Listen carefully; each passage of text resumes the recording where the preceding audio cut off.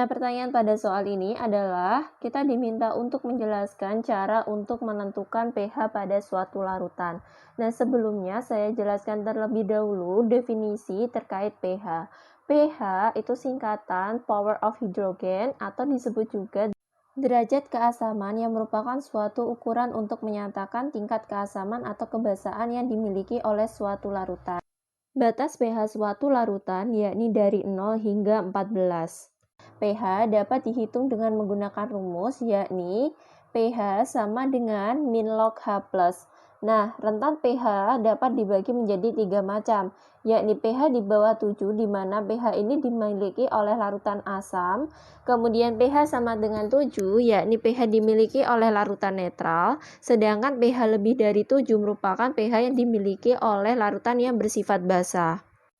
Nah, cara yang digunakan untuk menentukan pH suatu larutan adalah dengan menggunakan indikator asam basa ataupun dengan menggunakan pH meter.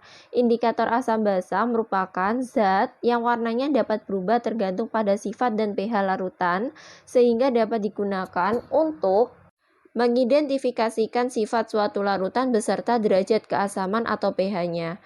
Indikator asam basa itu kan ada dua jenis, yakni indikator alam dan indikator buatan. Indikator alam itu berasal dari bahan alam atau ekstrak bagian tumbuhan, sedangkan indikator buatan merupakan indikator yang terbuat dari bahan-bahan kimia. Contoh indikator alam adalah misalnya bunga sepatu, kunyit, kol merah, kubis ungu, dan lain-lain.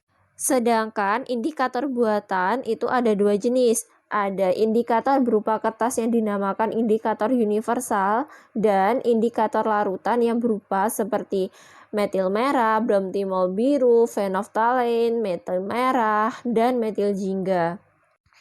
Nah, dari penjelasan ini maka dapat disimpulkan bahwa cara untuk menentukan pH suatu larutan adalah dengan menggunakan indikator asam basa ataupun dengan menggunakan pH meter. Nah, semua indikator tersebut penggunaannya cukup sederhana, yakni hanya dengan mencelupkan ke dalam larutan yang akan diuji. Jika dianalisis berdasarkan kegiatan tersebut, maka penentuan pH adalah dengan menggunakan indikator buatan, yakni dengan menggunakan indikator larutan. Dalam menentukan perkiraan pH berdasarkan indikator larutan, yakni kita mengacu pada hasil trayek pH dengan menganalisis satu per satu dari perubahan warna beserta pH pada masing-masing indikator. Kemudian kita tentukan perkiraan pH pada suatu larutan yakni dengan membuat diagram pH-nya.